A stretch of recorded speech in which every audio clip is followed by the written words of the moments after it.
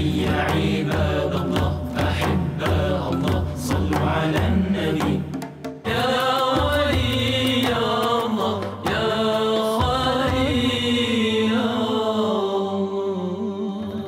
السلام عليكم ورحمة الله وبركاته. الحمد لله والصلاة والسلام على رسول الله وعلى آله وأصحابه ومن والاه. সুপ্রিয় দর্শক শ্রোতা, যে যেখান থেকে দেখছেন আপনাদের প্রিয় চ্যানেল দেশ টিভির পর্দায় বায়োনিক নিবেদিত সুবাসিত রমাদান powered by premier steel co-sponsor হিসেবে থাকছে আলমানার হসপিটাল ও টাইকুন।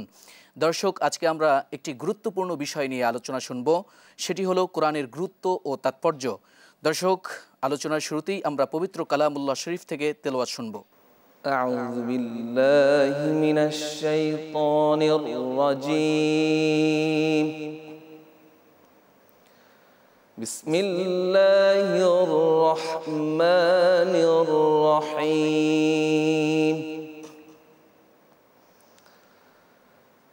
ইন্নাল মুত্তাকিনা ফি জান্নাতিন ওয়া নাহার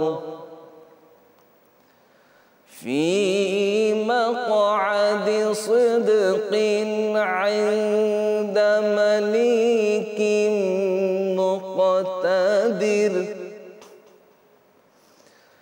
বিসমিল্লাহির রহমানির রহিম।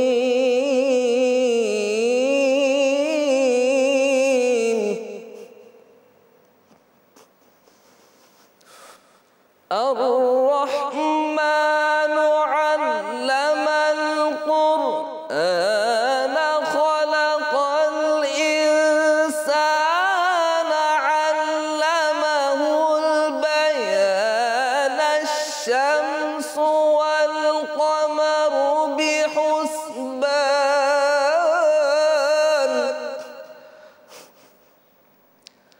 ওয়ান-নাজমু ওয়াশ-শাজারু ইয়াসজুদান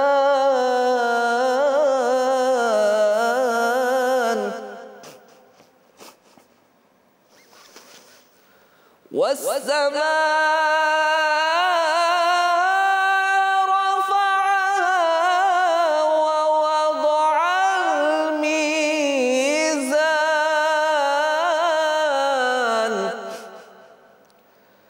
আল্লা তাতগাউ ফিল মিজান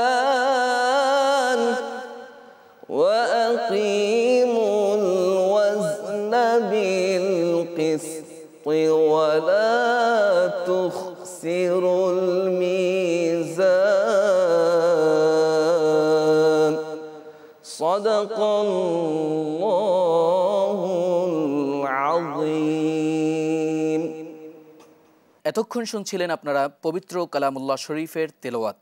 এ পর্যায়ে আমরা আমাদের বিজ্ঞ আলোচকদের সাথে পরিচিত হয়ে নেব। আমার ডান পাশে রয়েছেন হযরত মাওলানা মুফতি আব্দুল আলিম, আরবি প্রভাষক, করুণা মুকামিয়া কামিল মাদ্রাসা। আসসালামু আলাইকুম ওয়া রাহমাতুল্লাহি তাআলা ওয়া বারাকাতুহু। আমার বাম পাশে রয়েছেন মুফতি K M Mohiuddin Hilali, MPhil গবেষক, ঢাকা বিশ্ববিদ্যালয়, সহকারী অধ্যাপক, আদমপুরা কামিল মাদ্রাসা, পটুয়াখালী। আসসালামু আলাইকুম ওয়া রাহমাতুল্লাহি ওয়া বারাকাতুহু। জি মোহতারাম, আপনারা কেমন আছেন? জি আলহামদুলিল্লাহ, আল্লাহর রহমতে ভালো আছি। যে আপনারা ইতিপূর্বে জেনেছেন আমরা কোরআনের গুরুত্ব তাৎপর্য সম্পর্কে আলোচনা শুনব।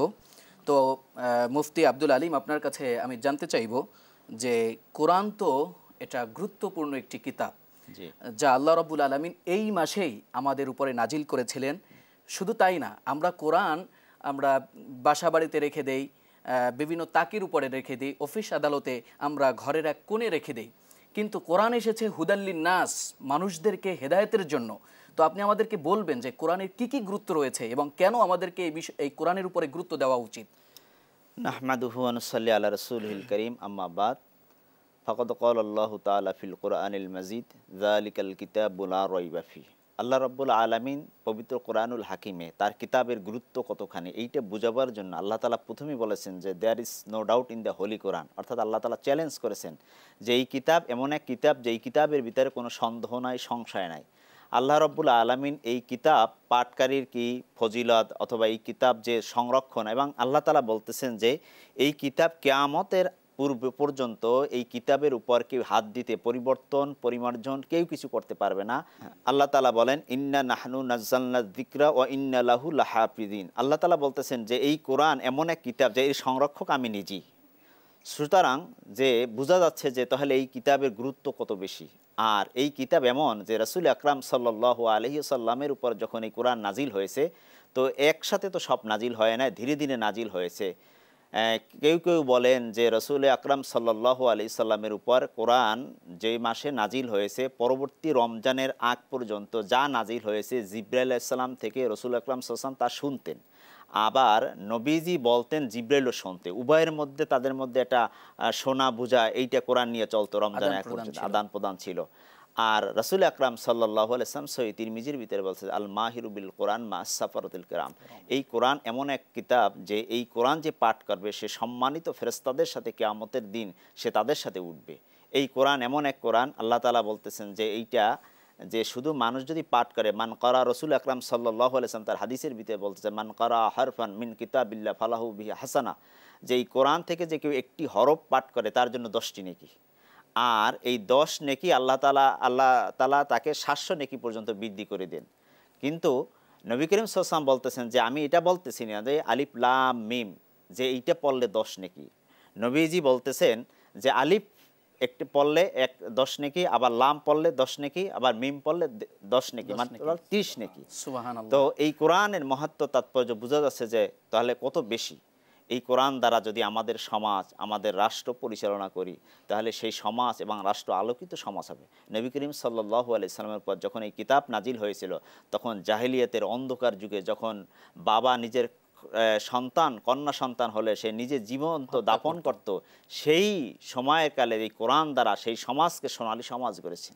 এই কোরআন এমন এক কোরআন যার মাধ্যমে মানুষ যদি রাষ্ট্র ক্ষমতায় যারা থাকে, আল্লাহ তাআলা পবিত্র কোরআনুল কারীমে বলেছেন যে যারাদেরকে আমি রাষ্ট্র ক্ষমতায় পরিচালিত করে বা রাষ্ট্র ক্ষমতা দিই তারা যদি এই ক্ষমতা অধিষ্ঠিত হয় তাহলে তারা সেখানে কোরআনের রাজ প্রতিষ্ঠা করে। হ্যাঁ, আল্লাহ তাআলা আমাদেরকে এই কোরআন মহা নিয়ামত হিসেবে দান করেছেন, যেই নিয়ামতের যদি কোনো মানুষ সে সংরক্ষণ করতে পারে, তার জন্ম থেকে মৃত্যু পর্যন্ত যদি কোরআনের উপর আমল করতে পারে, তার লাস্ট ডেস্টিনেশন হচ্ছে জান্নাত। জি মুহতারাম, আপনি অত্যন্ত চমৎকারভাবে উপস্থাপন করছিলেন। আমরা ফিরে যাচ্ছি মুফতি কে মহিউদ্দিন হিলালি আপনার কাছে। আপনি আমাদেরকে বলবেন কোরআনের যে তাৎপর্য রয়েছে। আমি তো আগেই বলেছিলাম যে হুদাল্লিন নাস, এটা সমগ্র মানব জাতির হেদায়েতের জন্য এসেছে। তো কোরআনের যে তাৎপর্য, কোরআনের যে গুরুত্ব, এটা তো আসলে আমরা মানব জাতি হিসাবে আমরা বুঝতে পারি নাই। তো আপনি আমাদেরকে এই বিষয়টা একটু বুঝিয়ে বলবেন যে কোরআনকে কিভাবে আমরা গুরুত্ব দিব আর কোরআনের তাৎপর্যটা আমরা কিভাবে বুঝব। আলহামদুলিল্লাহিল্লাযী শাররাফা লিন-নাস বিল কোরআনিল আযীম ওয়াসসালাতু ওয়াসসালামু আলা রাসূলিল্লাহ ওয়া আলা আলিহি ওয়া সাহবিহি আজমাইন। প্রিয় মুহতারাম সোহাইবুর রহমান হাফিজাহুল্লাহর চমৎকার একটা কথায় আমরা এখন পর্যালোচনা করতে যাচ্ছি যে কোরআনের গুরুত্ব। আল্লাহ তাআলা মূলত কোরআনুল কারীমকে নূর হিসাবে নাজিল করেছেন। বারবার বলেছেন ওয়াত্তাবাউ নূর আল্লাযী উনজিলা মাআহু, তোমরা অনুসরণ করবা যেটাকে আমার রাসূলের কাছে যে নূর দিয়েছি এটাকে অনুসরণ করবা। যে কোরআনুল কারীমকে আল্লাহ সুবহানাহু ওয়া তাআলা গোটা মানব জাতির জন্য বায়ান হিসাবে পেশ করেছেন এবং শুধু মুত্তাকিদের জন্য এটাকে উপদেশ আর নসিহা হুদা হিসেবে আল্লাহ তাআলা এটাকে প্রেরণ করেছেন, নাজিল করেছেন। আল্লাহ তাআলা কোরআন কারীমের মধ্যে কি চমৎকার করে বলেছেন, হাযা বায়ানুল লিন্নাস, এটা টোটাল জাতির জন্য বায়ান, বক্তৃতা, উপস্থাপনা, এবং অহুদা ওয়া মাউইযাতুল লিল মুত্তাকিন, শুধু মুত্তাকিদের জন্য হুদা এবং মাউইজা। আল্লাহ তাআলা এটাকে শুধু মুত্তাকিদের জন্যই নয়, গোটা পৃথিবীর মানব জাতির জন্য আলোকিত করেছেন। আলোকিত হিসেবে, নূর হিসেবে আল্লাহ তাআলা নাজিল করেছেন। বিশ্বনবী মুহাম্মদ সাল্লাল্লাহু আলাইহি ওয়াসাল্লামকে কি সুন্দর করে বলছেন যে কিতাবুন আনজালনাহু ইলাইকা লিতুখরিজান নাসা মিনাজ যুলুমাতি ইলান নূর। হাবিব, আপনার কাছে এমন কিতাব নাজিল করেছি যেটা দ্বারা আপনি অন্ধকারাচ্ছন্ন মানুষদেরকে আলোর দিকে নিয়ে আসেন। এই আলো দ্বারা বুঝাতে চাচ্ছে মুফাসসির কিরাম প্রায় একমত গোটা পৃথিবীর যে প্রায় 20,000 ধর্ম গোটা পৃথিবীতে এখন আছে। 850 কোটি মানুষ 20,000 ধর্ম লালন করে।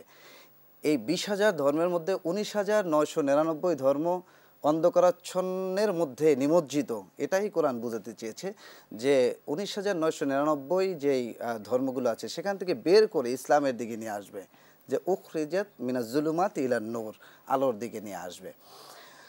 তো কোরআন কারীম আল্লাহ সুবহানাহু ওয়া তাআলা এমনভাবে নাজিল করেছেন মানব জাতির জন্য যে যেটা শুনলে, তেলাওয়াত শুনলে আপনি পরকাল বিশ্বাস করেন কি করেন না এইটা প্রমাণ পাওয়া যায়। আল্লাহ সুবহানাহু ওয়া তাআলা কি চমৎকার করে বলছেন, ইযা ক্রাআতাল কুরআনা জাআলনা বাইনাকা ওয়া বাইনাল্লাযীনা লা ইউমিনুনা বিল আখিরাতি হিজাবাম মাসতুরা। জি মুহতারাম, আপনি অত্যন্ত চমৎকারভাবে বলছিলেন। আপনার কাছে আবারও আসব। আমরা চলে যাচ্ছি ছোট্ট একটি বিরতিতে, দেখা হবে বিরতির পরে, ততক্ষণ আমাদের সাথেই থাকুন।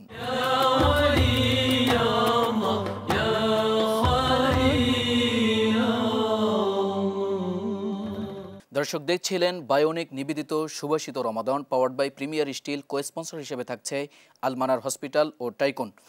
আমরা ফিরে যাচ্ছি মাওলানা মহিউদ্দিন হিলালি। আপনি বলছিলেন যে কোরআনের তাৎপর্য নিয়ে, যে আপনি যদি কন্টিনিউ করতেন।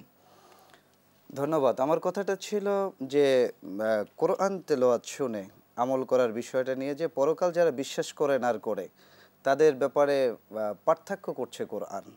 যেমন আমরা সবাই বলছি যে পরকাল বিশ্বাস করি, কিন্তু আল্লাহ সুবহানাহু ওয়া তাআলা কোরআন কারীমের মধ্যে চমৎকার একটা আয়াতে কারিমা পেশ করে নাজিল করে আমাদেরকে জানাচ্ছেন যে পরকাল কারা বিশ্বাস করে কারা করে না। সেক্ষেত্রে আল্লাহ সুবহানাহু ওয়া তাআলা কি চমৎকার করে বললেন, ইযা ক্রাআতাল কুরআনা জাআলনা বাইনাকা ওয়া বাইনাল্লাযীনা লা ইউমিনুনা বিল আখিরাতি হিজাবাম মাসতুরা। যখন কোরআন তেলাওয়াত করা হয়, পরকাল যারা বিশ্বাস করে না তাদের মাঝে আমি অদৃশ্য একটা পর্দা টেনে দেই। জি মুহতারাম, আপনার কাছে আবারও আসবো। আমরা ফিরে যাচ্ছি মাওলানা মুফতি আব্দুল আলিম। আপনি আমাদেরকে বলছিলেন যে কোরআনের গুরুত্ব। আপনি আমাদেরকে বলবেন যে কোরআন রাষ্ট্রের ভিতরে আমরা কিভাবে এর কার্যকারিতা আমরা করতে পারি সে সম্পর্কে যদি আপনি আমাদেরকে বলতেন খুবই অল্প সময়ের মধ্যে। মাশাআল্লাহ, খুব চমৎকার একটি প্রশ্ন করেছেন আমাদের জীবন ঘনিষ্ঠ। এই কোরআনকে যদি আমরা আমাদের ব্যক্তি জীবনে কাজে লাগাতে চাই, তাহলে প্রথমে রাষ্ট্র হয়ে আমাদের যদি কাজে লাগায় সেইটা যথোপযুক্ত হবে এবং সেইটা ফলপ্রসূ হবে। এই কোরআন যারা রাষ্ট্র ক্ষমতা থাকবে তারা প্রথম কোরআনের অনুসারী হবে এবং কোরআন অনুযায়ী বিচার আদালত সব কিছু কোরআন অনুযায়ী তারা ফয়সালা করবে। আল্লাহ রাব্বুল আলামিন এই কোরআনকে শুধু যে আমরা রেলে অথবা ঘরে থাকের উপরে রেখে দেব এই জন্য কোরআন নাজিল করে না। কোরআন নাজিল করেছে আল্লাহ তাআলা জানে মানুষ রিয়েলাইজ করতে পারে, মানে উপলব্ধি করতে পারে, নিজে আত্মসংশোধন করতে পারে, এইটার জন্যই কোরআন নাজিল করেছেন আল্লাহ তাআলা। আল্লাহ তাআলা এই কোরআন আমরা প্রথমে আমাদের পরিবারে যদি আমরা কোরআন, দেখা যায় অনেকেই আছে মা বোনরা এই মাহে রমজানে কোরআন পড়ে, কোরআন পড়িয়া তারা দেখা যায় আমি এই সুদের আয়াত, আমি দেখা যায় সুদে একজন মানুষ সুদ আল্লাহ তাআলা নিষেধ করেছেন, হারাম করেছেন, সেই আয়াত সে পড়লো, পড়ার পরই কোরআনকে রেখে থাকের উপরে রাইখা সে ঘরের বাইরে বের হলো, আবার দেখা যায় সেই চক্রাকারে সুদের সাথে সে জড়িত হয়ে যাচ্ছে।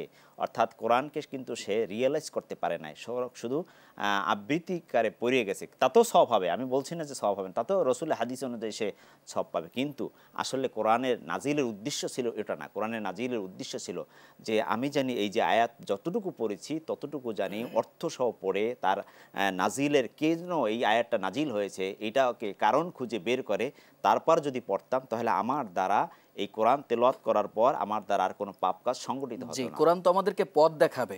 আমি শুরুতেই বলছিলাম যে হুদাল্লিল মুত্তাকিন, হুদাল্লিন নাস। কোরআন এই যে আয়াতগুলোর মাধ্যমেই নিজের পরিচয় দিচ্ছে যে আমি তো মানুষদেরকে পথ দেখাবো, আমি মুত্তাকি বান্দাদেরকে পথ দেখাবো। এখন আমরা মুমিন, মুত্তাকি, মুসলিম, কিন্তু আমরা কোরআন রাখি তাকের উপরে, ঘরের এক কোণে, সেটা তো আমাদের উচিত না।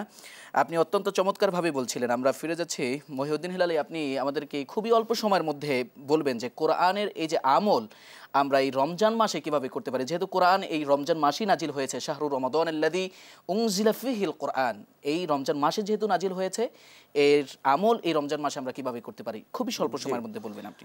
কোরআন কারীম বেশি বেশি তেলাওয়াত করতে হবে, ঘরে আর বুঝে শুনে তেলাওয়াত করতে হবে। তবে কোরআন কারীম যদি তেলাওয়াত করা হয়, যিনি তেলাওয়াত করে তার বাবা মাকে আল্লাহ তাআলা কিয়ামতের ময়দানে নূরের টুপি মাথায় দিয়ে উঠাবেন। সুবহানাল্লাহি বিহামদি। বিশ্বনবী মুহাম্মদ সাল্লাল্লাহু আলাইহি ওয়াসাল্লাম বলছেন, মান ক্বরাআল কুরআনা ওয়া আমিলা বিহা, যিনি কোরআন পড়ে এবং আমল করে, উলবিসা ওয়ালিদাহু তাজান ইয়াউমাল কিয়ামা, আল্লাহ সুবহানাহু ওয়া তাআলা তার বাবা মাকে নূরের টুপি মাথায় দিয়ে ধন্য করবেন কিয়ামতের ময়দানে। তো সেক্ষেত্রে আমি বলবো যে কোরআন কারীম রমজান মাসে নাজিল হয়েছে, বরকতময় কোরআন। এই কোরআন রমজান মাসে এমনভাবে তেলাওয়াত করব যেটা বুঝে শুনে, আর এমনভাবে আমাদের চিন্তাটা থাকবে যে এই রমজান থেকে শুরু করে বাকি যে 11টা মাস আছে আমরা কোরআন তেলাওয়াতটাকে অব্যাহতই রাখবো। আর কোরআন তেলাওয়াত করলে আল্লাহর সাথে কথা বলা হয়ে যায়, আল্লাহর সাথে মানে যেটাকে বলা হয় টকিং হয়, আল্লাহর সাথে কথা হয়। তো আল্লাহর সাথে সম্পর্ক গড়তে গেলে আল্লাহর সাথে কথা বলতেই হবে। কোরআন যত পড়ব অতই নিজের মনটা আলোকিত হবে। কোরআন আল্লাহর ইলম, ওই ইলমে আমরা ধন্য হব, আমার মনটা পরিচ্ছন্ন হবে, মনটা নূরে আলোকিত হয়ে যাবে। জি মোহতারাম, আপনি অত্যন্ত চমৎকারভাবে বলছিলেন। দর্শক, কথা শুনতে শুনতে আমাদের সময় ফুরিয়ে আসছে। প্রতিদিন এই সময় আপনাদের সাথে দেখা হবে, কথা হবে। সে পর্যন্ত সুস্থ থাকুন, ভালো থাকুন। আল্লাহ হাফেজ। একটি নাশিদ শুনতে শুনতে আজকের মতন বিদায় নিচ্ছি। আসসালামু আলাইকুম ওয়া রাহমাতুল্লাহি তাআলা ওয়া বারাকাতুহু। কবে যে যাব মদিনা হে রাসূল, কবে যে পাব মদিনা, কবে যে যাব মদিনা হে রাসূল, কবে যে পাব মদিনা। মন ছুটে যায় দূর মদিনায়, মন ছুটে যায় দূর মদিনায়, এলে হজের মহিনা, কবে যে যাব মদিনা, কবে যে যাব মদিনা হে রাসূল, কবে যে পাব মদিনা। আশিক যায় ছুটে পানে মদিনার, সালাম জানায় সবে কদমে তোমার। আশিক যায় ছুটে পানে মদিনার, সালাম জানায় সবে কদমে তোমার। আমি তো অসহায় কাঁদি যে নিরালায়, আমি তো অসহায় কাঁদি যে নিরালায়, মনে যে বাধা মানে না, কবে যে যাব মদিনা, কবে যে যাব মদিনা হে রাসূল, কবে যে পাব মদিনা। তোমায় ছাড়া নবী যায় না চলা, তুমি আমার গো তরানেওয়ালা। তোমায় ছাড়া নবী যায় না চলা, তুমি আমার গো তরানেওয়ালা। মরণ বেলায় দেখা দিও আমায়, মরণ বেলায় দেখা দিও আমায়, চরণে কামনায়, কবে যে যাব মদিনা, কবে যে যাব মদিনা হে রাসূল, কবে যে পাব মদিনা। মন ছুটে যায় দূর মদিনায়,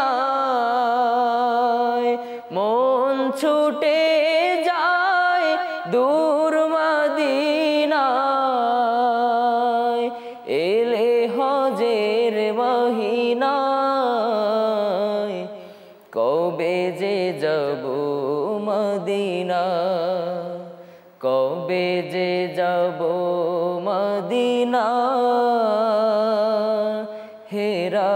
রাসূল কবে যে পাবো মদিনা কবে যে পাবো মদিনা